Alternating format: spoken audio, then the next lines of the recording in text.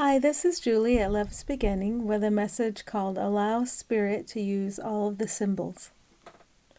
Any situation that would seem to make you uncomfortable is a blast furnace for the ego, but not for you.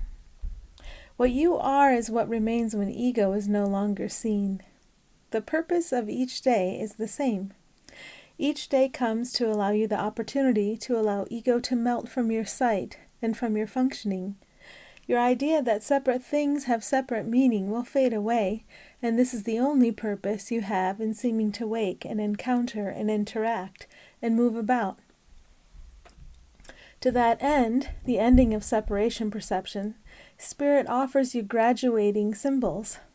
Anything you seem to experience is made entirely of symbols, and Spirit can use them all. When you realize that Spirit is using symbols to heal your mind, the idea of you as a separate one, controlling anything, goes out the window. As Spirit uses symbols to heal your mind, you still experience the physical and the phenomenal. The focus is different, however. Life is not about attempting to control the physical or the phenomenal. It is not about playing victim to a physical and a phenomenal beyond your control either. Experience with physical and phenomenal symbols is all about finding the willingness to hand all control over to the true self. It's about learning how to allow peace to handle everything. It's all about learning to see peace as everyone's shared identity. As long as you don't judge the symbols or place a power in them they don't have, you're good. You're learning how to stop interrupting your own healing. You may feel tempted to judge the symbols that come into view. Let's say that a child offers you a jelly bean, but you have a stack of judgments about sugar about a mile high. You might find a reason for resisting, rejecting, or categorizing this symbol of jelly bean because you believe it is separate and real, with real and destructive effects, and therefore the urge to step in and control arises. When you resist, reject, and categorize, you interrupt the healing that comes to you by way of symbols. If you can, think of the symbols as light, playful, and leading you on your way to healing. As you discover that physical worlds are not real, but only thought made physical, you may feel tempted to use this idea that physical isn't real as a block to healing. It's not real, you may say. It doesn't matter, you may say, all the while trying to deny the disquiet you feel. Symbols come to expose the disquiet and to assist you into relaxing into the state that allows false thinking to be washed away. Each one is a gift. You do not have to try to resist the symbols that come to you. Remember that if you refuse to work with any of the symbols Spirit sends, you'd never turn a doorknob or open a door. Allow this dream to become a dream of healing. Don't try to deny the dream, just let it be used by what you truly are. Spirit can see clearly what you're still attached to and where you're willing to flow.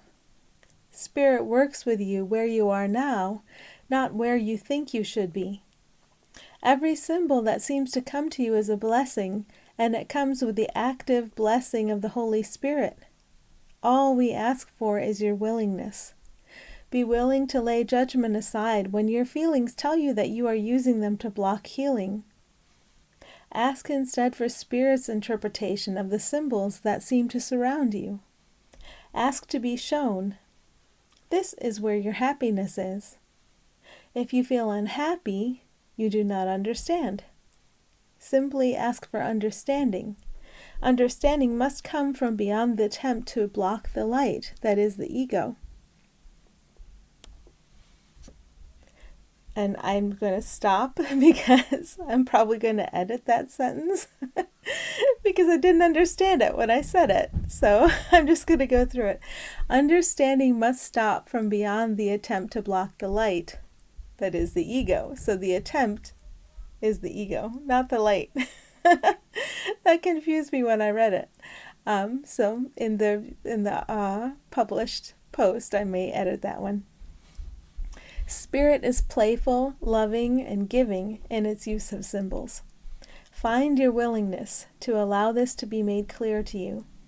None of the symbols that you encounter need to be fearful, but if you experience them that way, it is a sign that you want to use the symbol for the purpose of upholding a separate identity that doesn't exist.